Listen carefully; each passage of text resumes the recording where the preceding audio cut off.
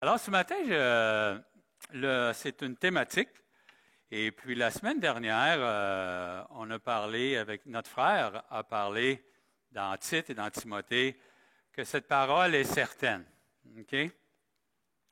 Et puis, j'ai décidé de choisir que la vérité, on a vu ce matin, dans la vie d'Evelyne, que la vérité a transformé son cœur.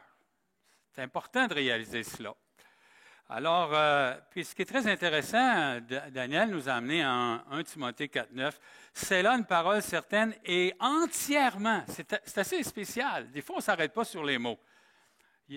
L'apôtre Paul n'a pas dit c'est à demi que tu pourrais, mais entièrement digne de confiance. Alors, c'est la vérité.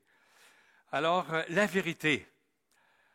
Au cours des siècles, les philosophes ont essayé de répondre à cette question. De nombreuses religions s'en sont emparées. Des scientifiques ont commencé à prétendre être les seuls arbitres de la vérité, mais la question reste en suspens.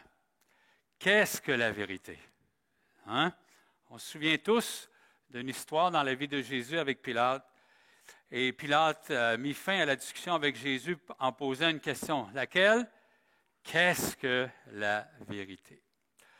C'est sûr que c'est pas facile à définir. Pour moi, là, j'ai essayé de voir dans la Bible, là, mais pas, je parle pas de la Bible, mais comment peut-on définir la vérité?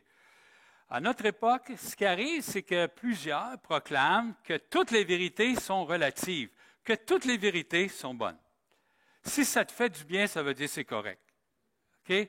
Il n'y a plus de vérité absolue. C'est difficile. Alors, quand tu parles de la vérité, il va dire, ben oui, c'est une vérité pour toi. OK? Mais ce qui est intéressant, suivez-moi là, il y a un petit quelque chose là. Si la vérité absolue n'existe pas, que c'est tous des vérités relatives, si on dit que seules les vérités relatives existent, cette déclaration n'est-elle pas une vérité absolue? Est-ce que vous me comprenez? Les gens disent, il n'y a pas de vérité absolue, c'est juste des vérités relatives. Alors, quand ils disent ça, qu'est-ce qu'ils sont en train de dire? Une vérité absolue. Hein? Les gens ne s'écoutent pas. Comme dirait mon ami, ce n'est pas logique avec eux-mêmes. Alors, mais qu'est-ce que la vérité? La vérité, c'est une connaissance conforme au réel. Okay? Qu'est-ce qui est réel? Ce qui est conforme. Ce qui est contraire, là, ça va nous aider plus. Ce qui est contraire au mensonge et à l'erreur. Connaître, dire la vérité sur quelque chose. La vérité s'exprime et communique que c'est vrai. Vous savez, la vérité est universelle et éternelle. Ce qui est vrai. Et ce qui est vrai pour toujours et partout et pour tous. Est-ce que c'est vrai? C'est vrai. Si c'est vrai, là, c'est vrai pour tout le temps. C'est ce qui fait la différence avec une théorie. Tu sais, des fois, on mêle les deux, là. OK? L'évolution, c'est une théorie. C'est pour ça qu'elle change en s'en allant. OK? Vous ne saviez peut-être pas, mais votre arrière-grand-père est un poisson. Je ne sais pas si ça vous encourage. Hein? L'évolution. Ah, ça a fait quelque chose de beau, hein, l'évolution? Vous ne trouvez pas? Ah, j'ai écouté un documentaire. Il semblerait qu'on avait une queue un jour, parce qu'on a le coccyx. Alors, la question, ils n'ont pas été capables de répondre, c'est quand on l'a perdu. Ça, ils n'ont pas été capables de répondre à ça.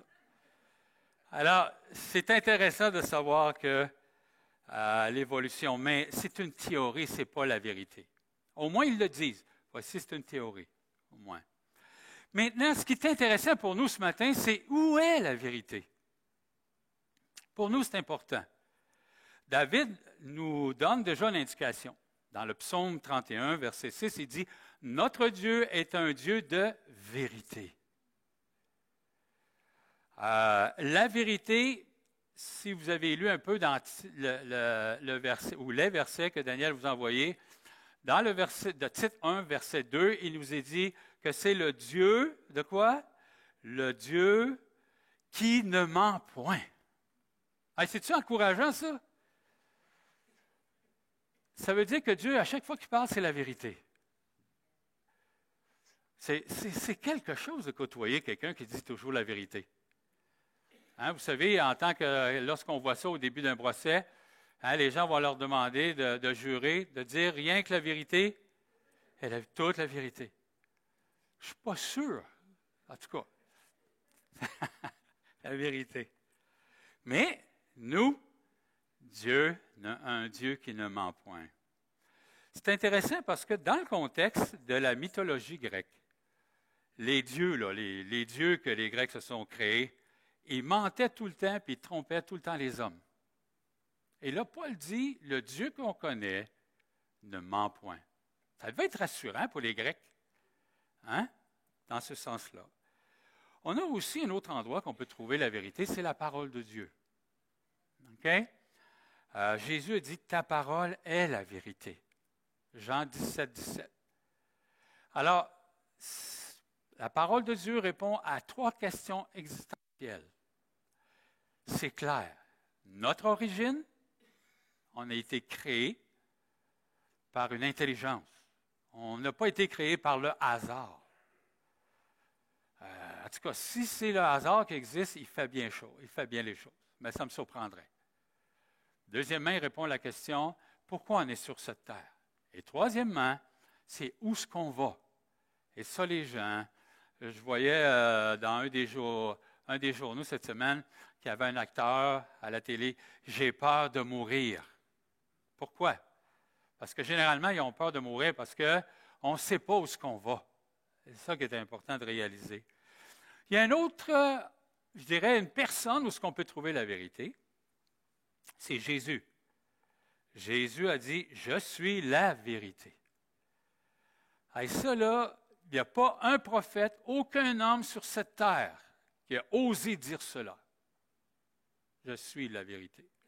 Et notre frère nous faisait réfléchir sur des expressions en vérité, en vérité. Alors, dans le Nouveau Testament, surtout dans l'Évangile de Jean, cette expression en vérité, arrive 54 fois. Je les ai comptés en français, pas en grec. Okay? Je les ai comptés en français. 54 fois. Puis il y a une autre expression, je vous le dis en vérité. Jésus utilise cette expression. On a 31 fois dans Matthieu cette expression, 16 fois dans Marc et 10 fois dans Luc. Plus que 100 fois que Jésus nous a dit en vérité, ce que je vous dis là, écoutez-le, c'est important. C'est lui qui a la vérité. Et je dirais que où ce que je trouve ça intéressant, c'est que dans Paul, il dit dans Galates 5 et 14, il dit la vérité de l'Évangile. Il me semble que c'est la première fois que je voyais ça. La vérité de l'Évangile. Alors, on a des endroits certains et sûrs et vrais qu'on peut aller chercher la vérité. Et ce matin, j'aimerais prendre un exemple, parce qu'on a le baptême, où est-ce qu'on peut voir l'application de la vérité de l'Évangile chez une personne. Et cette personne, j'ai choisi, c'était le geôlier, parce qu'on a eu un baptême ce matin. Alors, si vous voulez tourner avec moi dans Acte 16, s'il vous plaît. Acte 16. Oui, le geôlier. Toute une histoire, là, on peut voir vraiment. Alors, l'histoire du geôlier, Acte 16. Alors, à partir du verset 16 à 29, c'est l'introduction. Okay? C'est le contexte qu'on va voir. Je vais le lire. Alors, comme nous allions au lieu de prière, une servante qui avait un esprit de python. J'ai fait ma petite recherche, c'est très intéressant.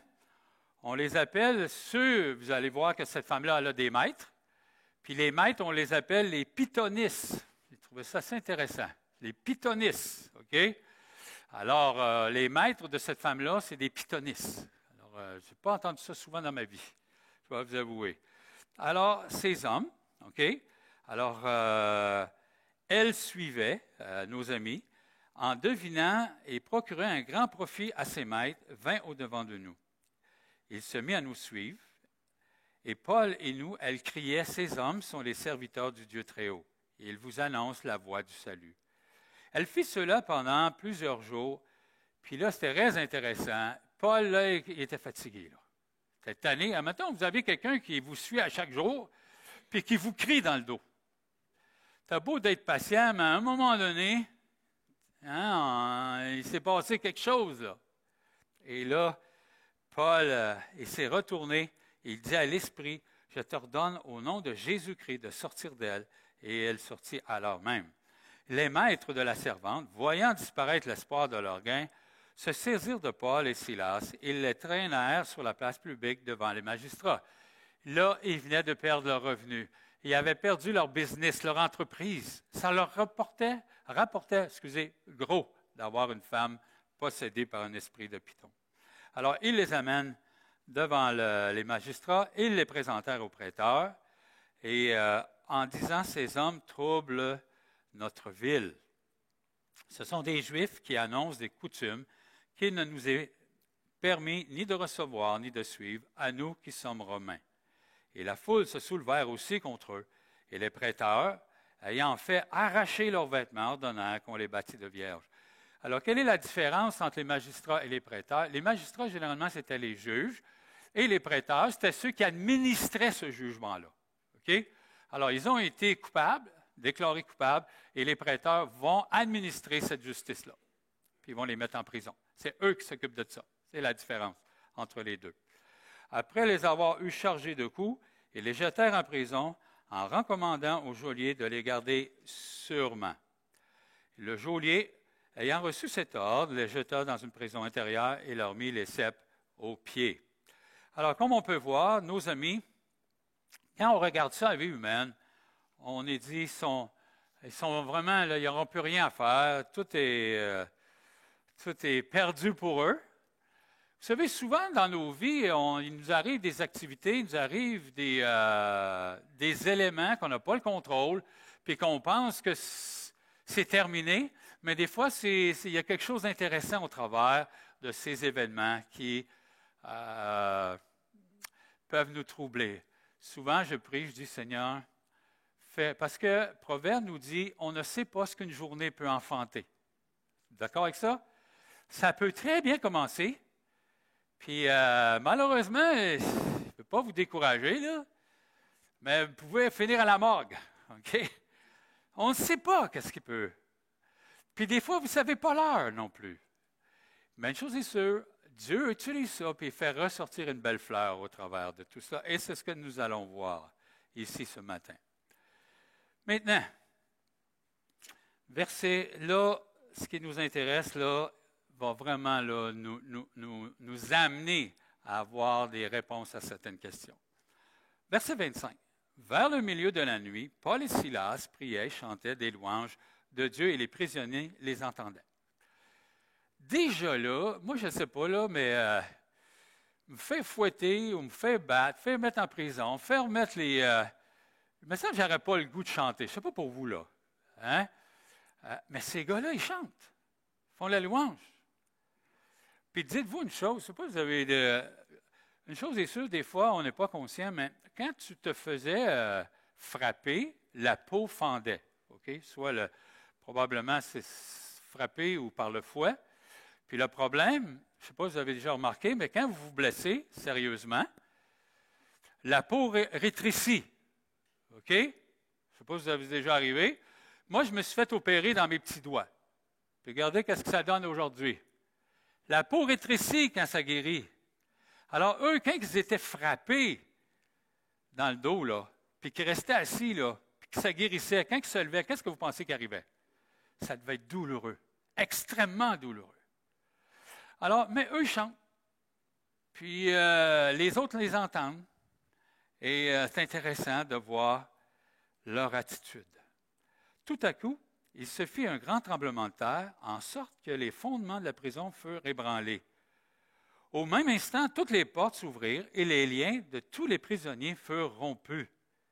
Le geôlier se réveilla et lorsqu'il vit les portes de la prison ouvertes, il tira son épée et allait se tuer, pensant que les prisonniers s'étaient enfuis.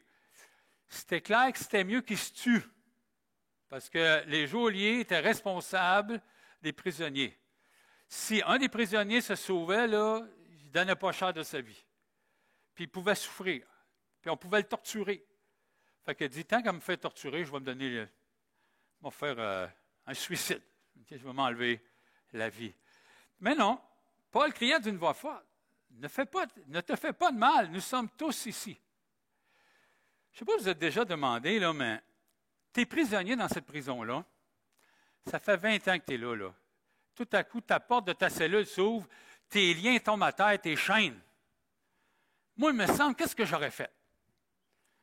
Moi, il me semble, j'aurais pas resté là. Moi, il me semble, là, j'aurais dit, regardez là, c'est le temps ou jamais. Je me pousse. Mais ce qui est très intéressant, ça doit avoir pris de la puissance pour ébranler les fondements de la prison. Mais ça doit avoir pris de la puissance aussi pour garder les gars en dedans. C'est puissant, là, qu'est-ce qu'on est en train de parler. C'est très puissant de voir que Dieu a gardé les prisonniers à l'intérieur. Et ça nous montre comment il est puissant ici ce matin. Alors le joaillier, ayant demandé la lumière, entra précipitamment et se jeta tout tremblant aux pieds de Paul et de Silas. Et il les fit sortir. Il les fait sortir de leur cellule et dit, « Seigneur, que faut-il que je fasse pour être sauvé? » Ici, on a la question existentielle la plus importante de l'être humain.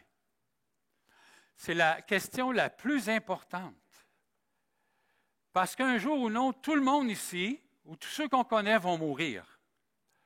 Tous ceux, un jour ou l'autre, là, tu as beau penser que tu ne mourras pas. J'écoutais le témoignage de Charles Aznavour. Vous connaissez Charles Aznavour? Il est mort à 99, je pense. Puis dans son interview, il dit, « Je ne veux pas mourir. » Mais tu vas mourir. Parce que ça fait pas. Si tu crois que c'est une vérité relative, là, je peux te dire, c'est une vérité absolue, tu vas mourir. Tu as beau te prendre des pilules pour arrêter le vieillissement, mais tu vas y passer. C'est important de réaliser ça. C'est la question la plus importante pour l'être humain. Cette semaine, pas pour vous décourager, mais j'ai été faire mes pré-arrangements funéraires. OK? Je crois vraiment que je vais mourir un jour. Vous pouvez voir, je vais mourir. Alors, j'ai été voir, je ne vous dirai pas, je ne ferai pas de l'annonce pour le salon, là, mais j'ai été voir. Et puis, c'était très intéressant. C'est une dame qui a pris soin de moi, puis qui répondait à mes questions. Puis, tout en s'en allant, à un moment donné, en attendant que le contrat soit fait, elle me dit, pouvez-vous me dire, M. Morissette, c'est quoi la différence entre les évangéliques et les catholiques? Hey. J'attendais juste cette question-là, là. Hein? J'attendais juste cette question-là. Puis là, c'était tellement ouvert que je ne savais plus par quel bout commencer. J'ai commencé par une niaiserie. Bon, j'ai dit la différence entre moi et un évêque, ben, j'ai le droit de me marier puis j'ai des enfants. J'ai commencé comme ça. Mais là, le petit hamster a été rapidement. J'ai dit, généralement, la grande différence, c'est pour aller au ciel. Ça, c'est la plus grande différence. C'est important de réaliser ça. Puis là, j'ai osé lui dire que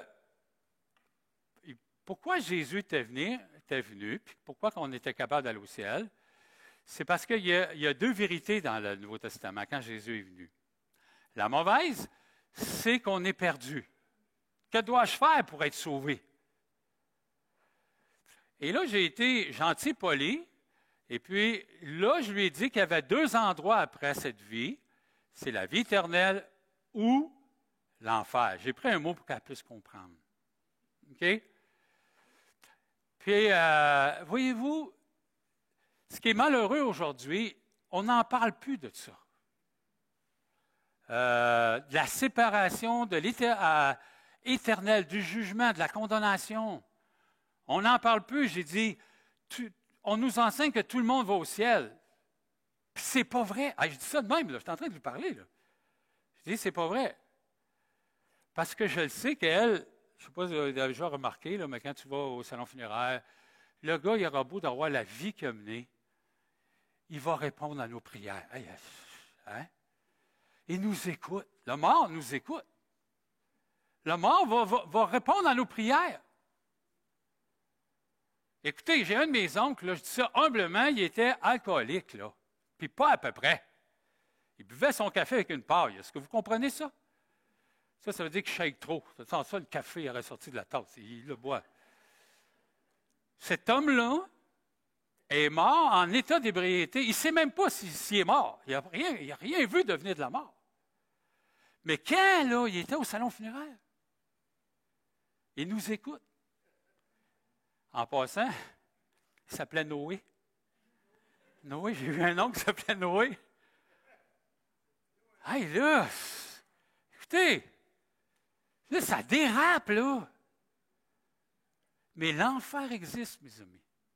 Puis je lui ai dit, s'il n'y aura pas de danger pour l'être humain, aujourd'hui, si tout le monde ira au ciel, pourquoi Jésus serait venu mourir sur une croix? Dites-moi. Puis j'ai terminé, c'est soit qu'il est intelligent, cet homme-là, ou soit qu'il soit fou. C'est un des deux. Bien, j'ai dit, je crois que Jésus dit la vérité. Je crois que l'homme est en danger. Je crois que l'homme est en danger. Une des façons que je fais quand je prêche l'Évangile, j'attends, on échange, on parle, puis souvent j'attends la question de dire, mais qu'est-ce qu'il faut faire pour être sauvé? J'attends cette question-là. Parce que souvent, des fois, on va donner trop d'informations, puis la personne ne comprendra pas pourquoi elle aurait besoin d'un sauveur. Notre sœur nous l'a dit ce matin, elle croyait qu'elle était perdue. Elle croyait que si elle mourait, elle n'allait pas au ciel. C'est ça. Alors, l'enfer existe. Il y a un livre en bas à la bibliothèque, ça s'appelle, le titre, « Où est passé l'enfer? » Hein? Où il est passé? Puis en passant, là, il y a tellement, c'est une mine d'or qu'on a en bas, là. Puis que l'Église a accumulé ça pendant des années. Je vous encourage d'aller voir ça. Puis Rénal, il en a pris, je ne sais pas, bien des années, là, Rénal, de cette bibliothèque-là. Alors, c'est important, il y a des trésors, des pépites d'or là-dedans. Allez-y, c'est important. Alors, il y a un livre qui s'appelle « Où est passé l'enfer? » C'est sûr. Quand vous pensez à ça, ça dépasse notre entendement. Mais il faut que vous compreniez que Jésus était le Fils de Dieu. Il faut que vous compreniez que Jésus était Dieu. C'est mes péchés. Mes péchés ont... C'est ça qu'il faut qu'on comprenne. Ce n'est pas juste un homme normal qui est mort sur cette croix-là. Alors, c'est important de réaliser cela. Alors, notre ami pose la question aussi. Qu'est-ce que je dois faire pour être sauvé? Peut-être que tu te la poses ce matin, la question. Qu'est-ce que tu dois faire? Et ça, c'est important de réaliser ça, là, ce matin. Parce que notre ennemi, on l'a vu tantôt, c'est la mort. On ne sait pas quand on va mourir. Hein? On ne sait pas. Ah, là, je vais être là encore dans 10 ans. Hey. Qui peut dire ça matin, là? Amenez-le dehors, s'il vous plaît. Non, tu ne sais pas, même après-midi. Hein? J'ai des amis, un homme que je connaissais, il jouait au hockey, il s'est assis sur le banc parce que quelqu'un d'autre a pris sa place, puis quand il s'est assis, c'est fini. Il tombe à terre. Tu ne sais pas quand tu vas mourir. Et là, tu as besoin de savoir où est-ce que tu t'en vas. C'est sûr que si tu ne crois pas que tu es perdu, tu n'as pas besoin d'un sauveur. Tu n'as pas besoin. Le jour que tu crois que tu ne vas pas au ciel, le jour que tu crois que tes péchés te séparent de Dieu, ton Créateur, puis que le jour que tu crois que quand tu meurs, tu ne vas pas au ciel, laisse-moi te dire que tu commences à réfléchir. Quand moi, ça m'est arrivé, je n'avais pas traversé la rue après. Parce que tu dis, là, si je meurs en me faisant traverser la rue, là, je sais que je n'y vais pas. Je le sais. Alors, ça fait toute une différence. Mais ce matin, on a la vérité. On a une réponse à notre question. On a une réponse et on va voir qu'est-ce que notre ami Paul et Silas vont répondre. Au verset 30. il les fit sortir et dit, Seigneur, que faut-il que je fasse pour être sauvé? Et 31, Paul et Silas répondirent, crois au Seigneur Jésus et tu seras sauvé, toi et ta famille. C'est le Seigneur Jésus qui est le sauveur de ce monde. Bouddha, il ne s'appelle pas sauveur de ce monde. Même si j'ai un grand respect. J'ai un respect envers Mahomet, mais il ne porte pas le titre d'être un sauveur du monde. La seule personne qui existe et qui a existé dans ce monde, qui porte ce titre-là, sauveur du monde, c'est Jésus. Alors, il faut se souvenir de ça. C'est important. Alors, maintenant, ce qui est très intéressant, il va expliquer cette déclaration au verset 32. Parce que des fois, les gens m'ont dit, « Ouais, mais c'est facile, croire au Seigneur Jésus. » Bien, j'y crois. Hein? Je ne sais pas si vous avez déjà entendu ça. Parce qu'il ne faut pas oublier que nous, on est élevés ici au Québec. OK? Puis, la doctrine catholique, là, on l'a tous eu. Moi, je fais, depuis, je ne sais pas dire depuis mon baptême par aspersion, je sais que Jésus, là, mais, tu sais, on est élevés, on connaît Jésus. Peut-être la nouvelle génération, c'est plus difficile pour eux, là. Hein? Parce que peut-être qu'ils pensent que Jésus vit d'une bulle, peut-être que Jésus, c'est un extraterrestre, on ne sait pas. Mais il y a plein de définitions pour eux. Mais pour nous, qui avons un certain âge, ça fait longtemps qu'on entend parler de Jésus. Mais de connaître Jésus puis de croire en Jésus, ça, c'est une autre histoire. Vous êtes d'accord avec ça? On connaît tous M. Justin Trudeau. On est d'accord avec ça? Vous n'avez pas l'air sûr? C'est notre premier ministre en passant, juste pour vous dire. Okay? Ça serait intéressant, au moins important que vous sachiez c'est qui votre premier ministre canadien. Mais de connaître Justin, M. Justin Trudeau, puis de croire en lui, c'est une autre histoire. On est-tu d'accord avec ça? Alors, c'est la même chose avec Jésus. Ah, Jésus, on le connaît. Ben oui. Mais de croire en lui, ça, c'est une autre histoire. De mettre ma vie d'entre ses mains, c'est un autre domaine. Et c'est ça et là, il leur dit qu'il lui expliqua. Mais je me suis demandé, mais qu'est-ce que l'apôtre Paul leur a bien pu leur dire? Quelle explication qu'il a donnée? Puis là, j'ai pensé ce que Paul a dit dans 1 Corinthiens. Gardez votre main dans Actes, mais tournez avec moi dans 1 Corinthiens 15. On a une partie de l'Évangile que, du moins, on peut voir que Paul partageait. 1 Corinthiens 15. Alors, Paul a donné des explications. Qu'est-ce que ça veut dire croire? Alors, si vous voulez prendre 1 Corinthiens 15, verset 1, « Je vous rappelle, frères, l'Évangile que je vous ai annoncé. » C'est ça le message, la vérité de l'Évangile que vous avez reçu, dans lequel vous avez persévéré, et par lequel vous êtes sauvés, si vous le retenez tel que je vous l'ai annoncé. Autrement, vous aurez cru en vain. Puis là, il décrit son Évangile. C'est ceci. Je vous ai enseigné, avant toute chose, comme je l'avais aussi reçu, que Christ est mort pour nos péchés. C'est la première des choses qu'on doit se souvenir. C'est l'explication qu'a donnée au geôlier, selon les Écritures. Et puis là, il va rajouter, il a été enseveli. OK? Ça veut dire qu'il est mort. On l'a mis dans un tombeau. Il est ressuscité le troisième jour, selon les Écritures. Et puis là, on pourrait juste lire verset 5, et qu'il est apparu à Céphas, puis au 12. Alors, il est clair que Paul et Silas ont expliqué plus au joaillier. Puis, qu'est-ce qui est intéressant? On n'a pas son nom. Vous n'aimeriez pas savoir son nom? Moi, j'aimerais bien. On va le savoir un jour. On va le rencontrer au ciel.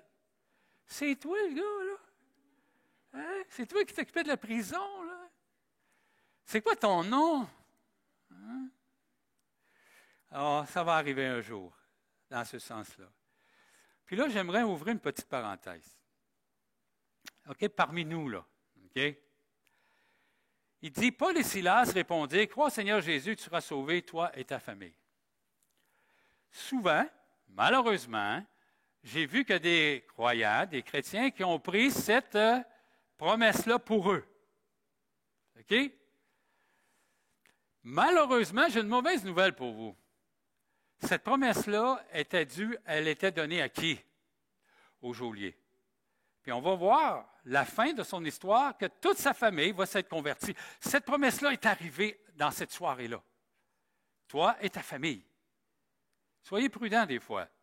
Il y a des choses qui sont données expressément à des gens, mais il y a aussi des promesses qui sont données, qui sont générales à tout croyant. Mais il y a des promesses qui sont directement liées à une personne. OK? Ça va? J'espère que je n'ai pas pété votre ballon ce matin, mais... Puis c'est pour ça que je le dis, parce que j'ai rencontré des chrétiens qui croyaient que c'était une promesse, puis ils étaient déçus de Dieu. Est-ce que vous comprenez? C'est pour ça que j'ouvre une petite parenthèse ce matin. Parce que si tu crois que ça te revient, cette promesse-là, puis ils ne sont pas sauvés, là, tu dis, Dieu, tu ne tiens pas tes promesses. Il ne t'a pas fait cette promesse-là à toi. Il l'a faite au geôlier. Et dans la même soirée, dans la même nuit, lui et sa famille se sont convertis. Maintenant, quand j'ai dit le titre « La vérité qui transforme le cœur », vous allez voir que le joaillier, la vérité de l'Évangile, a transformé son cœur. Et regardez ce qui se passe après. Verset 32. « Et il lui annonça la parole du Seigneur, ainsi qu'à tous ceux qui étaient dans sa maison. Il les prit avec lui, à cette heure même de la nuit, il lavait leurs plaies, et aussitôt il fut baptisé, lui et tous les siens. Les ayant conduits dans son logement, il leur servit à manger, il se réjouit avec toute sa famille de ce qu'ils avaient cru en Dieu. » On a vu que dans Tite, qu'il y avait les bonnes œuvres. OK? Que la vérité de l'Évangile, ce qui se passe à l'intérieur de nous, va s'exprimer à l'extérieur par des bonnes œuvres. Puis si vous remarquez, l'expression bonnes œuvres, c'est pour les gens qui sont nés de nouveau. Ce n'est pas pour ceux qui ne le sont pas. C'est pour les croyants et non les incroyants. Intéressant. Alors, tout de suite, on peut voir que cet homme-là, le joaillier, son cœur a été transformé par la vérité de l'Évangile. Et puis, tout de suite, ça l'a paru. Pensez-vous qu'un joaillier a amené un prisonnier dans sa maison? Ça ne doit pas avoir arrivé souvent. Ici, on voit. Puis, qu'est-ce qu'il fait, Silas et Paul? Il prend soin de leurs plaies. Et ça devait être encore plus rare. Qu'est-ce qu'on peut voir? C'est que cette vérité a transformé le joaillier. Puis qu'est-ce qui est arrivé? Il leur a donné à manger. Il les a amenés dans sa maison. Les bonnes œuvres. C'est ce que Tite nous dit. Hein? Afin de pratiquer les bonnes œuvres. On ne peut pas voir dans le cœur des gens. Mais une chose est sûre, il faut que ça soit de l'intérieur vers l'extérieur. OK? C'est important de réaliser ça. Alors, il leur lave les plaies, il leur dresse une table, puis on peut voir, je dirais, que le témoignage, il décide de se faire baptiser. Ça, c'est quelque chose. Je ne sais pas combien il y avait de monde dans cette famille-là. Je ne sais pas s'il y avait un gros bac, une piscine ou je ne sais pas quoi. Mais ils ont tous été baptisés dans la même nuit. C'est quand même, il était 2 gars au moins. On ne sait pas trop. Parce que généralement, il va y avoir des esclaves, des enfants. Tu sais, ça devait être une famille, là. Mais ce qu'on peut voir, hein, c'est qu'ils ont tous été baptisés. Et je dirais, pour terminer là, cette histoire-là, ici, ce matin, c'est que le verset 34, regardez, les ayant conduits dans son logement, il leur servit à manger, et quoi? Il se réjouit avec toute sa famille de ce qu'ils avaient cru en Dieu. Vous savez, le jour qu'on est converti au Seigneur Jésus, c'est qu'on est content, on est heureux. Est-ce que vous avez remarqué ça chez Evelyne ce matin? Un peu plus, ça sortait du bain, hein? Vous avez remarqué? Ça a été dangereux pour moi, là. OK? Mais qu'est-ce qui crée cet enthousiasme-là? Qu'est-ce qui crée cette joie-là? C'est le Seigneur. C'est merveilleux, ça. Un chrétien qui est tout le temps triste, là, j'arrête la misère. Peut-être qu'il y a quelque chose, il est peut-être malade, là. Mais généralement, tu devrais te réjouir. Généralement, tu devrais être heureux. Ah oui. Alors, pour ceux qui sont plus vieux, j'ai été baptisé ici, moi, au bâtiment, dans le baptistère, il y a 40 ans. Y en a-tu qui étaient ici depuis 40, il y a 40 ans? Il y en a qui sont partis rejoindre le Seigneur. Hein? Hey, j'étais heureux, mais j'ai pleuré 5 minutes avant de commencer. C'était des larmes de joie. J'étais tellement heureux. Pardon? Oui, ça coulait. Alors, juste pour vous dire, la joie du Seigneur. Okay? Alors, c'est important, ce matin, je termine avec ça. Si toi, tu n'es pas sauvé ce matin, ce n'est pas une question d'être orgueilleux, ce n'est pas une question que tu es meilleur qu'un autre. Notre frère Denis a prié ce matin. On est sauvé par grâce. On est une gang, on est méchants. On est des pécheurs. Alors, mais ce matin, Jésus est disponible à te sauver. Tu n'es pas obligé d'attendre à minuit cette nuit. Il peut le faire ce matin. Okay? Alors, si tu veux avoir peut-être d'autres réponses ou tu as d'autres questions, fais-le après le service. Va voir des personnes qui peuvent répondre. Mais ce que je t'encourage, fais-le le plus tôt possible. Si tu crois que tu es perdu, trouve-toi, puis il y en a juste un sauveur, c'est Jésus. Alors, je t'encourage à vraiment aller de l'avant. Maintenant, peut-être, je vais revenir à 1 Corinthiens, le chapitre 15. Je vais terminer par la prière. Après ça, pendant la prière, je vais inviter nos musiciens à venir pour les derniers. Si vous voulez revenir avec moi dans 1 Corinthiens 15.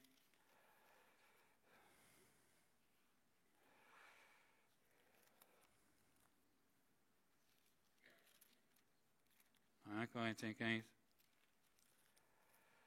On va aller dans la prière maintenant. Courbons-nous. Alors, comme l'apôtre Paul, Seigneur Jésus, nous a enseigné depuis 2000 ans, Seigneur, tu es toujours disponible, tu es toujours présent parmi nous. Et Seigneur, ce matin, tu as encore la puissance et le désir de sauver ce matin. Alors, premièrement, tu nous enseignes que Christ est mort pour nos péchés. Est-ce que tu crois que tu es un pécheur ce matin? Est-ce que tu crois que tu fais des péchés? Est-ce que tu crois que tu es séparé de Dieu parce que tu es un pécheur? Aucun pécheur ne pourra aller en présence de Dieu. Même si tu essaies de gagner ton ciel, même si tu essaies de faire le bien, tu restes toujours que tu es un pécheur. Deuxièmement, Paul nous rappelle, est-ce que tu crois que Jésus est mort sur la croix, a été mis au tombeau, qu'il est mort pour toi, qu'il est mort pour nous, et que Dieu l'a ressuscité? C'est vraiment le sceau que Dieu, notre Créateur, a permis qu'on puisse voir qui est le sauveur de ce monde. C'est par la résurrection du Seigneur Jésus. Est-ce que tu crois de tout ton cœur que Jésus est ressuscité? Si tu crois ces 3 éléments, il te reste une chose ce matin. C'est de demander à Jésus qui vienne te sauver. Et tu peux avoir la certitude que si tu lui demandes, il va te sauver.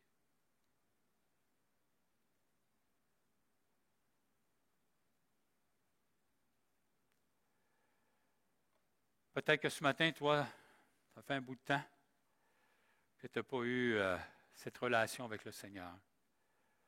Peut-être que tu t'es éloigné. Mais Seigneur, ce matin, sache qu'il peut te pardonner aussi.